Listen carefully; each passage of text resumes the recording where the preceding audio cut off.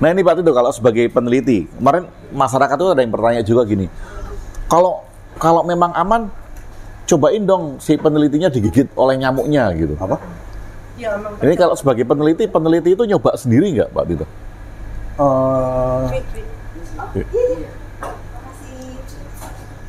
Saya pikir kalau yang saya tahu ya, istri saya kan dulu bekerja di satu institusi kerjasama Indonesia Amerika sekitar tahun 80-90-an yang terus kemudian di kick out dari Indonesia dengan tuduhan ini laboratorium mata-mata. Padahal ini institusi ini sudah dari tahun 70-an udah kerjasama sama TNI AL dengan Departemen Kesehatan untuk melakukan penelitian-penelitian penyakit-penyakit di daerah tropika ya di Indonesia, khususnya kayak malaria kayak apa yang bikin peta penyebaran yang malaria gitu ya. Nah, saya nggak akan yang menyebutkan ya itunya apa. Jadi pokoknya, dan itu saya pernah tanya-tanya juga apa, lah mereka adalah pengujian untuk dan menggigit mereka gitu. Diuji ke penelitinya. Yang penelitinya itu. Selain ke hewan percobaan, jadi dia ke manusianya. Jadi penelitinya sendiri nyoba gitu Nyoba, ya Pak ya? gitu. Pasti. Makanya Kalau memang untuk itu ya, iya. bukannya terus dan nyobain nyamuk malaria gitu jenis tertentu dicobain ya enggak lah itu. Setelah Kalau misalnya ada penelitian itu sudah itu biasanya lah mereka akan mencoba sendiri. Mereka itu lah beternak nyamuk kok mereka. Mereka lah beternak nyamuk. Dan itu mereka jaga bener supaya itu nggak lepas gitu. Jadi si penelitian itu. Jadi dulu dibilang wah itu bunker Amerika untuk bikin senjata biologis. Terus untuk apa? Ya pokoknya macam-macam teori sudah disebarkan. Gitu. Ya yang memang laboratorium itu memang sangat tertutup karena lah di situ banyak hewan-hewan patogen yang ada di situ gitu loh. Penelitian gitu. Jangan sampai itu lepas gitu. Iya. Memang kalau saya lihat memang beda lah dengan laboratorium di Indonesia yang agak loose gitu loh. Tadi agak cuek, agak apa gitu loh. Ini memang dijaga. Orang laboratorium labnya itu ya memang kayak bunker gitu loh. Tapi itu bukan bunker bikin bukan mata-mata. Bukan itu. Ya udah habis itu. Saya juga heran gitu, kenapa sih kok begitu tuh. Setelah itu katakanlah itu sudah tidak di Indonesia, mereka kemudian memindahkan laboratorium itu ke Vietnam kalau nggak salah. Ya orang Vietnam lah yang mendapat untung gitu. Iya. Uang itu fundingnya langsung dari Amerika kok. Setelah di kick out dari Indonesia itu dia pindah Vietnam ke yang Vietnam. Mungkin secara simpel Pak, boleh saya berikan gambaran dengan bahasa sederhana. Laboratorium termasuk yang diceritakan oleh Mas Tito tadi, itu adalah laboratorium penelitian untuk pengendalian hayati atau yang disebut biological control. Biological control ini ya tentu harus ada hamanya dulu. Nah, hama ini siapa? Bisa nyamuk, bisa bakteri, bisa macam-macam yang bukan hama bagi manusia. Diberikan musuh alaminya sehingga waktu di laboratorium nanti kelihatan persentase berapa kematian dari si hama akibat musuh alami. Penelitian itu jadi si hamanya tetap dipelihara juga. Karena kalau enggak kan tahu dari mana bisa dikendalikan, diteliti. Untuk diteliti. Tapi penjagaannya harus ekstra ketat. Karena kalau tidak begitu si hama ini nanti lolos keluar. Malah gigit orang luar sebelum penelitiannya final. Kurang lebih seperti itu. Iya. Pengendalian hayati ini sangat penting. Tapi tanpa si hamanya, apanya yang mau dites, apanya yang mau diuji gitu loh. Nah, kalau tentang ekosistem nyamuk itu sendiri Pak Tito, kalau Wolbachia ini, nyamuk yang berwolbachia itu sudah disebar, masyarakat juga banyak pertanyaan, apakah nanti nyamuknya ekosistemnya terganggu? Maksudnya dia kemudian menjadi jumlahnya sedikit atau malah nggak ada gitu? Tujuannya kan itu sebetulnya. Tujuannya akan mengurangi populasi nyamuk dari si nyamuk patogen ini gitu loh.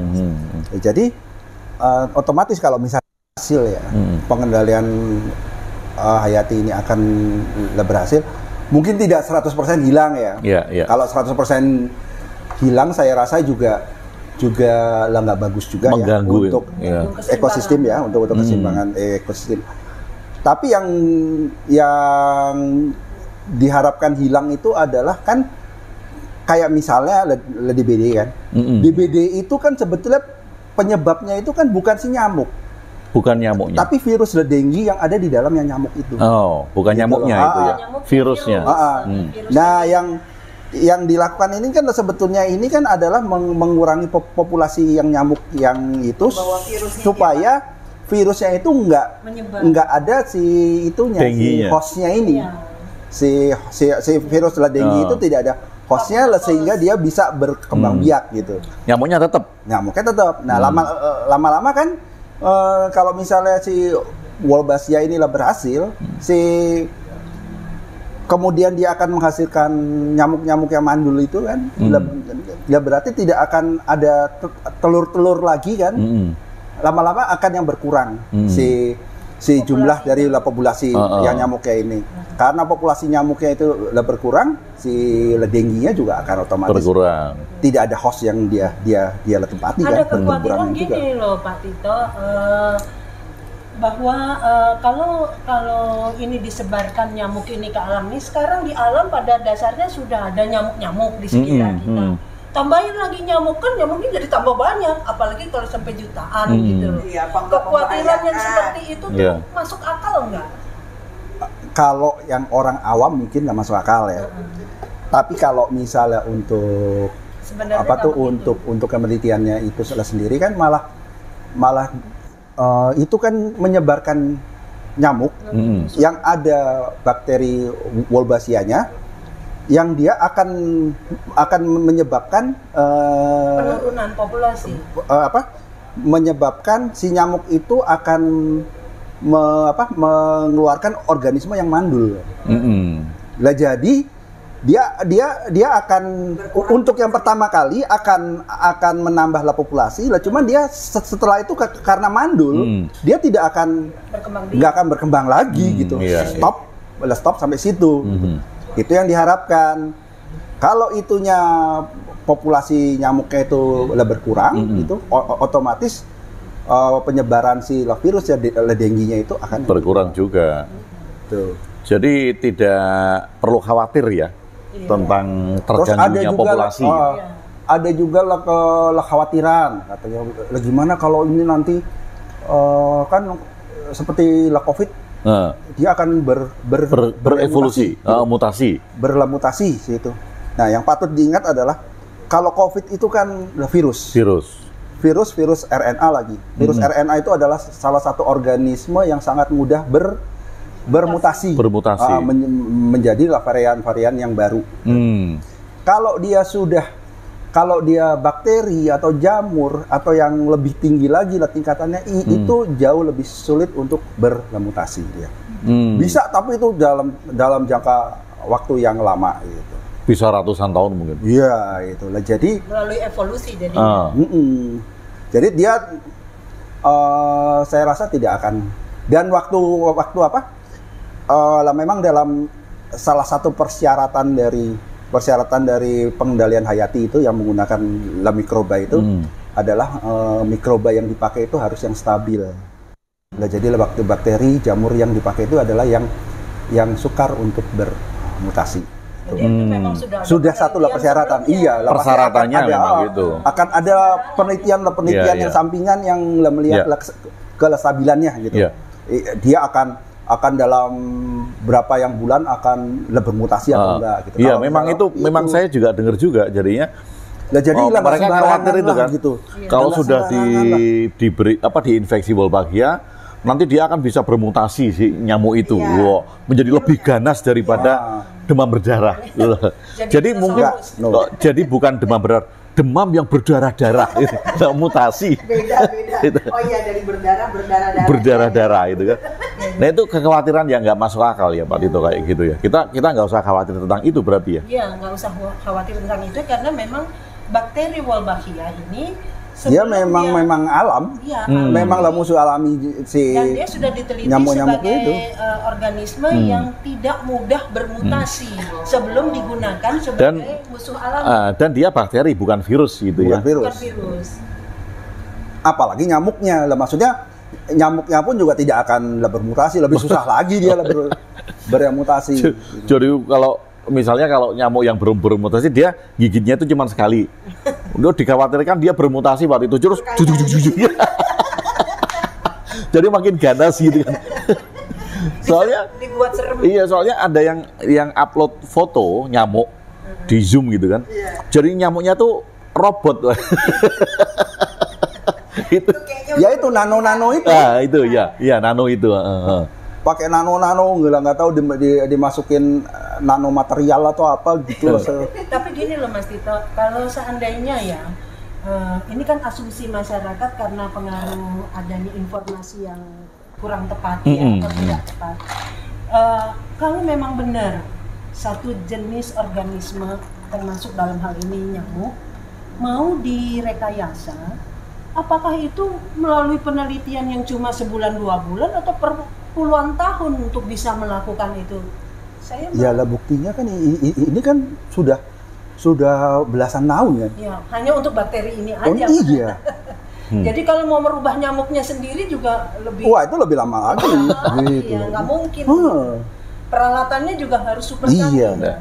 Dan dananya juga tentu lebih besar. Lebih lagi, Pak. Nah kalau kaitannya dengan Australia Monash University itu yang melakukan penelitian itu yang penelitian lebih dulunya itu makanya ini bisa dikatakan ini proyeknya Monash atau proyeknya UGM. Saya kurang tahu ya kalau itu bentuk kerjasama seperti apa. Apakah itu ya, UGM dengan Monash atau apa? Masalah setahu saya ini penelitian itu dilakukan oleh beberapa negara sih. Jadi ini bukannya Australia aja ya. Oh, bukan Australia aja. Oleh banyak negara, terutama yang punya masalah-masalah ini demam berdarah, penyakit oleh nyamuk. Itu.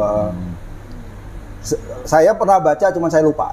Tapi ya tinggal googling aja lah, itu gampang sih sebetulnya ya kalau. Tapi yang jelas kalau di Indonesia UGM mengembangkan itu. UGM itu dari tahun 2011, baru tahun 2016 itu, jadi setelah 5 tahun baru mereka berani introduksi gitu loh. Jadi bukannya cuma sebulan, setahun aja, enggak. Melalui proses yang panjang. Ya, tapi tetap susah juga ya untuk mengkomunikasikan ke masyarakat tentang hal-hal ini. Apalagi yang sudah termakan isu-isu sebelumnya. Ya. Dan ini dimanfaatkan karena mau pemilu. Sepertinya begitu. Sepertinya kan? Iya, padahal itu kan udah lama. Iya. Karena penerapan di Bali ini kan memang tahun-tahun menjelang pemilu. Ini kan jadi riskan. Padahal penerapan penyebaran nyamuk Wolbachia ini sudah sejak 2016 ya. Apa? Penyebarannya di Jogja itu kan sudah sejak 2016. Tapi kenapa baru sekarang diributin gara-gara kasus di Bali? Di Bali, ya. Itu kan pasti ada masalahnya sepertinya yang di Bali itu dia kayaknya tidak kerjasamanya dengan UGM kayaknya ya. Jadi dengan nggak tahu dengan lembaga penelitian apa atau dengan LSM apa gitu yang itulah saya kurang tahu gitu. Jadi sebetulnya ya itu dia. Kalau yang masih khawatir atau apa, bertanyalah dengan penelitinya yang sumber UGM ya. Bertanyalah kepada sumber yang tepat. Sumber yang tepat. Ya. Jangan sama orang yang kayak jenderal atau apa. Wah, itu banyak dipercaya. Karena itu orang yang berpengaruh. Iya, berpengaruh dan cara bicaranya memang meyakinkan gitu ya. Tapi nggak apa-apa supaya nonton video ini gitu. Kalau nanti ada sedikit apa namanya ketersinggungan itu panggil saya. Karena yang tanggung jawab ini saya. Tapi menarik ya Pak Tito. Menariknya itu penelitian sudah lama, sudah diimplementasikan di Jogja juga sudah hampir 5 tahun lebih kan, berarti kalau 2016 ya, sekarang 2023. Nah ini ya, satu kendala hasil-hasil penelitian di adalah diseminasinya. Jadi mensosialisasikan ke masyarakat. Itu memang kurang. Harus diakui kurang. Gitu. Kendalanya gitu, dari sosialisasi. Dari dulu itu lah susah lah kurang gitu lah. Saya juga lah nggak tahu gitu lah bagaimana ya. Sebetulnya kalau di tempat saya sih ya, itu di tempat saya yang lama ya. Itu tiap kalau kita melakukan penelitian atau riset itulah biasanya kita langsung kita terapkan ke masyarakat. Gitu. Kita sosialisasikan, diseminasikan, kita buat artikel itu kan ke media massa lah, sehingga diharapkan masyarakat tuh paham gitu loh. Ada teknologi ini, ada sosialisasi ini ya, jadi paham. Nah itu cuman nggak banyak lah seperti itu lah. Jadi seperti yang di UGM ini juga kalau kita nggak googling juga mungkin orang nggak tahu gitu. Nah, jadi mereka mungkin kurang untuk sosialisasi gitu.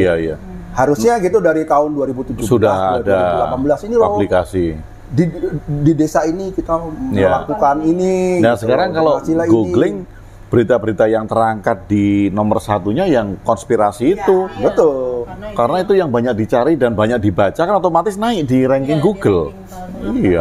Kalah ini yang resmi-resmi ini. Ini juga memprihatinkan. Officialnya aja belum mengumumkan, itu yang viral duluan. Udah duluan, iya. Makanya itu, ini ya mudah-mudahan. Soalnya gini loh, bentar saya yang potong ya.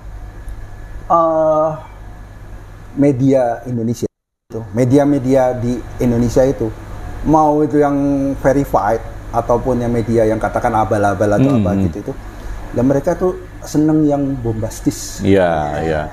Yang untuk kontroversial itu. Untuk apa gitu. Yang jadi, kontroversial tuh yang laku ya. Iya betul. Iya, saya perhatiin gitu kok yang diberitakan itu kok malah yang miring-miring gitu. Baru setelahnya itu kecil gitu. Wah, ini menurut ini sebetulnya tapi kecil doang gitu. Tapi yang headline-nya gede gitu loh. Itu memancing nyamuk buatan Bill Gates. Hati-hati karena bisa gitu. Itu gede gitu kan. Bill Gates mau mengendalikan populasi Indonesia. Melakukan depopulasi. Nah, laboratorium yang UGM itu tadi yang kayak isu bunker tadi, saya pernah baca bahwa laboratorium UGM tertutup, tidak boleh dimasuki masyarakat. Jadi ada apakah di dalamnya, tanda tanya gitu-gitu. Ya namanya laboratorium, apalagi dengan bioskop Pak. Iya.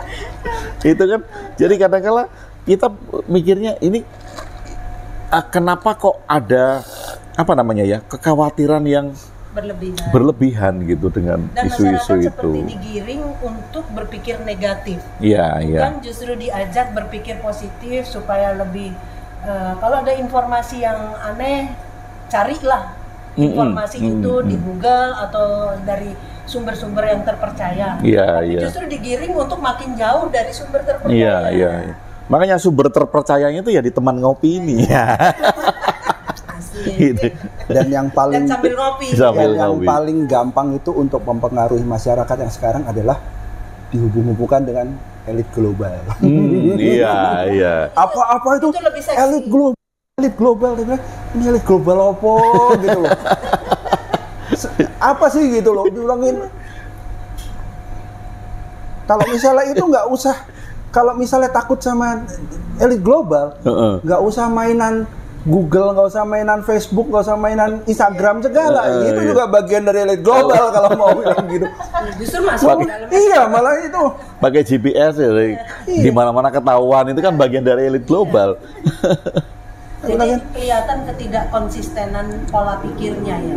Nggak mau elit global, tapi menggunakan hasil-hasil dari elit global itu. Iya. Tapi menarik Pak Tito. Menariknya itu adalah Pak Tito tadi kan mengatakan teori konspirasi itu seksi, ya. Yeah. Itu yang menarik, itu yang banyak didengar. Nah sekarang kita bicara tentang literasi, supaya literasi tentang penelitian ini juga banyak diketahui oleh teman-teman gitu. Nah memang salah satu upaya Pak Tito kan untuk mencerdaskan bangsa kita itu kan lewat literasi. Nah kira-kira menurut Pak Tito bagaimana caranya supaya masyarakat itu melek dengan ya bukan hanya TikTok sama Instagram tapi hasil-hasil penelitian kayak gini loh, ini kan sulit ini. Hasil penelitian yang langsung dirasakan oleh masyarakat. Iya. Kalau ya memang ya kalau untuk masyarakat kita itu memang tingkat literasi itu masih, kalau menurut saya masih rendah, agak kurang ya. Yeah. Nah jadilah kadang-kadang masyarakat kita cukup mendapatkan informasi dari satu sumber gitu. Apalagi kalau misalnya informasinya itu agak-agak wow gitu ya. Bombastis gitu.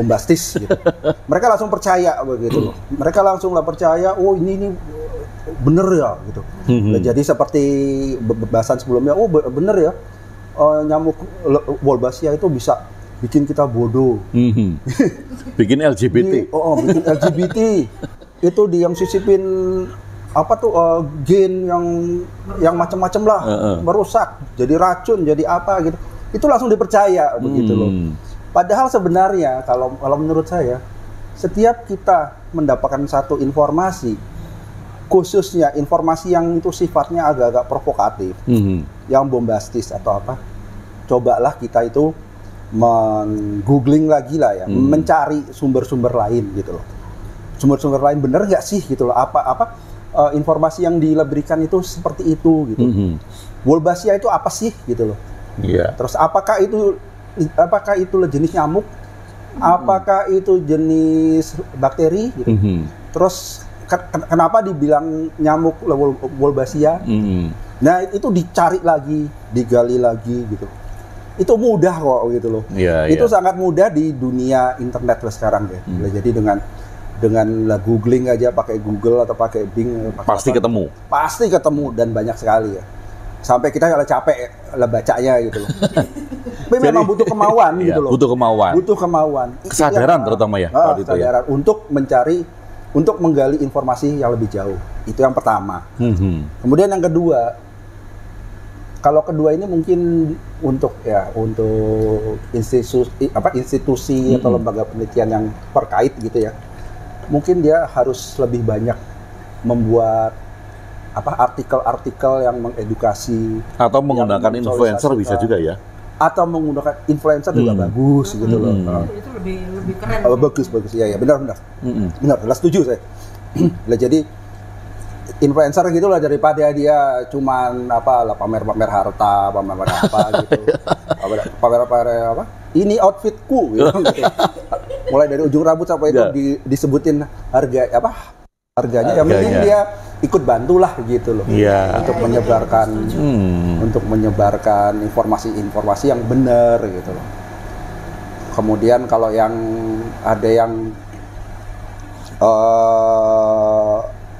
orang-orang influencer juga ya, mungkin dia juga jangan langsung men-share informasi yang belum tentu belum di cross check gitu, dia langsung share lagi. Misalnya yang Wolbachia nih udah keluar, langsung dia disebarkan. Guys, hati-hati loh. Hati-hati loh. Jangan dengan berita-berita ini. Ya langsung yang dipanggil jenderal. Biarin saya ulang-ulang. Mendepopulasi penduduk Indonesia gitu. Itu yang disebabkan ya janganlah gitu loh, cari dulu gitu. Cari dulu dari sumber-sumber yang lebih qualified, dari sumber yang terpercaya. Wolbachia ya dari Departemen Kesehatan, dari Kementerian Kesehatan, dari UGM yang pernah melakukan itu, cari semua, gali itu. Kalau sudah mendapatkanlah kebenarannya ya silahkan kalau mau. Kalau influencer kan misalnya dia mau menghubungi pihak UGM, lebih mudah. Dia lebih mudah karena dia aksesnya lebih mudah. Ya udah tahu ya. Atau misalnya Kementerian Kesehatan kayak gitu, dia pasti lebih mudah mendekati mereka dan misalnya mereka kalau influencer ini mau membantu, pasti dengan senang hati pihak lembaga. Kecuali kalau yang nelpon Evi kan, Evi nelpon UGM tanya, siapa? Anda siapa? Gitu. Saya Evi dari teman ngopi. Siapa itu? Oh nggak tahu ya, kenalin. Iya itu sayang ya, dan ini merupakan tugas yang berat ya, Bu Dina ya. Iya, berat banget. Kalau nggak tapi ya paling tidak teman ngopi memulai. Ya, nanti tapi ada yang bilang kita ngiri, Bu Dina. Iya. Kalau komentar memang bisa. Iya.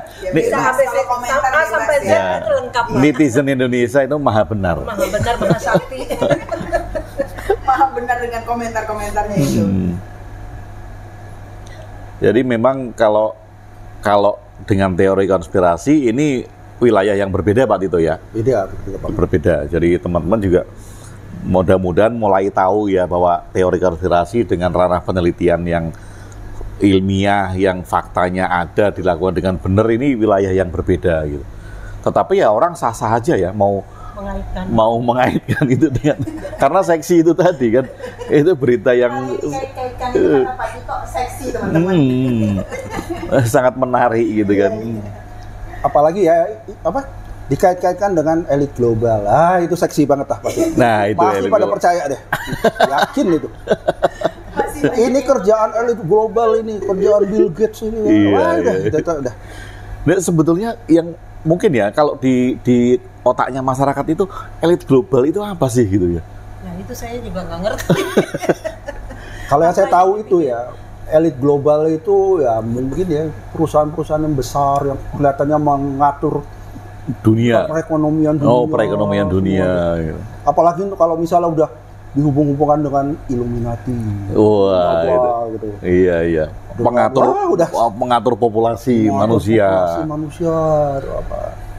Tapi kalau menurut saya kadang-kadang kita tuh berpikirnya tuh kejauhan nggak sih? Misalnya ada elit global yang mau memata-matai kita. Kalau saya berpikirnya saya itu siapa? Gitu kan, sampai dimata-matain gitu kan. Seheboh apa sih? Seheboh apa? Aktivitas gitu. Kita sampai harus dimata-matai dari Amerika Serikat. Iya. Ya kan nanti kalian pengguna internet. Suatu saat kalau internet shutdown, wah kan gitu kan beritanya kan gitu kan. Kalian bisa apa? Ya kalau semuanya kayak di penelitian juga pakai internet, teknologi juga maju, ya pasti ada itu bermanfaat, berguna, ya siapa yang mau men-shutdown kan? Iya. Ya itu tadi karena dikaitkan dengan elit global. Sebetulnya ya kalau misalnya kita mau ngomong kita dimata-matai gitu ya. Kita dimata-matai Amerika atau apa? Sebetulnya ada benarnya juga lah. Kita bermain HP ini, Google ini, itu data-data kita tuh udah masuk semua. Pergerakan kita tuh udah masuk, udah nggak perlu disisipkan chip, mata-mata chip di nyamuk lah atau apa, udah nggak perlu gitu loh. Gitu lah, cuman nggak musyawarah dia. Cuman kita kan juga bisa memanfaatkan data-data itu kan, yang namanya big data itu kan. Big data itu kan ngambil semua data-data yang ada di Google, semua gitu. Wah, ini bisa dipakai untuk para startup. Ya, gitu. Bermanfaat untuk ya istilahnya gitu. Itu semua pakai big data yang ada di Google gitu. Jadi bukan bertujuan negatif kalau teknologi. Iya, jadi coba kita berpikir data-data ini atau itu tuh sebetulnya bisa untuk hal-hal yang positif, sangat positif. Iya. Nah kalau takut ya nggak usah gunain HP ya. Iya. pakai handphone yang lama aja Pak, nggak ada GPS-nya. Iya, artinya memberitakan apa khawatir tentang apa tadi big data, tentang elit global, tapi podcastnya lewat YouTube. Itu agak nggak konsisten. Bukan agak lagi, itu sangat tidak konsisten. Antara kekhawatiran apa namanya? Iya, pakai YouTube, algoritmanya masuk YouTube lagi. Gimana ya? Main medsos gitu, rajin gitu. Pakai IG, pakai Twitter, pakai itu semua Facebook, masuk datanya. Ya itu masuk semua gitu loh. Kalau benar-benar takut sama elit global ini ya jangan pakai HP lah. Iya. Konsisten kalau itu kan, konsisten. Menarik. Dan itu tadi kan Pak Tito, takut dengan elit global, takut dengan big data, ya nggak usah podcast di YouTube lah. YouTube yang punyanya Amerika, iya, ya otomatis kan YouTube punyanya Amerika, dia masuk di YouTube, Amerika tahu, sementara dia jelek-jelekin Amerika kan jadinya nggak konsisten. Jadi emang kadang lucu sih, Anda itu lucu Anda. Anda ya, itu lucu. Mari silahkan mentertawakan diri sendiri. Iya. Tapi anyway, terima kasih Pak Tito. Sama-sama. Pencerahannya untuk Wolbachia. Mudah-mudahan masyarakat juga makin tahu. Iya. Nah, kita juga banyak belajar kan dengan ini ya Bu Dina. Jadi kita juga tahu bahwa ini tidak berbahaya. Justru membantu. Kalau tadi masuk di Bali, tingkat demam berdarah di Bali turun, justru ini nilai tambah bagi Bali untuk wisata, bisa untuk iklan wisata gitu. Jadi yuk berpikir jernih. Apalagi sekarang kan wisata menggunakan paham wellness. Iya. Jadi kan logikanya makin baik kondisi kesehatan betul. Suatu daerah makin masuk di dalam kategori wellness. Iya. Nah pada saat banyak diare ya di Bali waktu itu kan Jepang juga melarang warganya ke Bali kan karena itu banyak yang diare tahun berapa gitu kan. Pernah juga ada travel warning dari Jepang hanya gara-gara sakit diare, apalagi demam berdarah. Yang beresiko mematikan. Yang beresiko mematikan, betul Bu Dina. Nah ini untuk closing, ada pesan apa Pak Tito untuk teman-teman? Ya seperti yang saya bilang, jadi coba kalau setiap kita mendapatkan satu informasi gitu, di internet, khususnya ya misalnya dari TikTok atau apa, jangan langsung percaya gitu loh. Jangan langsung percaya kemudian disebarkan lagi, terus bikinlah komentar-komentar yang negatif, maki-maki atau apa, jangan dulu gitu loh. Tapi coba telusuri dulu gitu. Sumbernya benar nggak sih gitu. Jadi telusuri dulu, googling dulu, cari tahu gitu sebetulnya masalahnya itu apa sih gitu. Untuk semuanya ya, dia bukan cuman Wolbachia aja, apa aja gitu. Semua hal, ya. Semua hal gitu. Mau itu kesehatan, mau itu politik, mau itu apa. Coba cari sumber-sumber lain, khususnya yang lebih kredibel, yang lebih dipercaya. Yeah. Kemudian yang kedua juga, kadang-kadang ada orang yang sudah anti dengan sumber yang diberikan oleh pemerintah. Iya. Misalnya sumber yang dari Kementerian Kesehatan atau apa. Nah, jadi sudah antipati, wah pasti kalau dikeluarkan oleh pemerintah ini pasti dipelintir lah. Soalnya pemerintah ini udah kerjasama sama yaitu elit global atau apa gitu loh. Jangan curiga dulu deh gitu loh. Jangan antipati dulu dengan hal seperti itu. Walau bagaimanapun juga, kita harus yang pertama kali itu yang harus kita pegang itu adalah informasi yang dari pemerintah gitu loh. Yang resmi gitu. Nah, dari situ kita cari informasi lainnya gitu loh. Dari misalnya dari universitas lain atau dari peneliti lain atau apa. Dari situ kita bisa ngambil kesimpulan. Informasi yang pertama kali kita dapatkan gitu di TikTok itu sebetulnya beneran atau hoax gitu.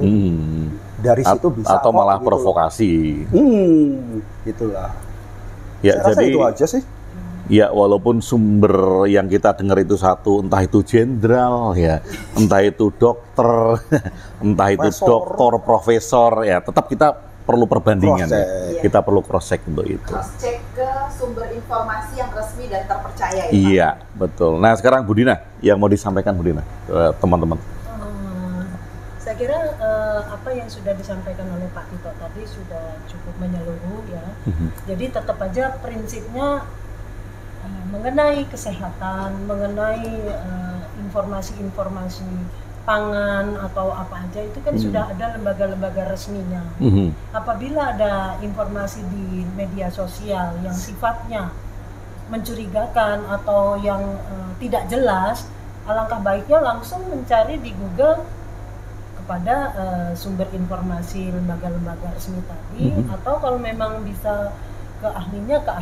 Jadi bidang apapun saya kira saya sepakat dengan Pak Tito tadi tentang kita harus selalu cross check, jangan menelan mentah-mentah informasi seksi tadi yang bombastis, karena biasanya yang bombastis itu sesuatu yang di blow up.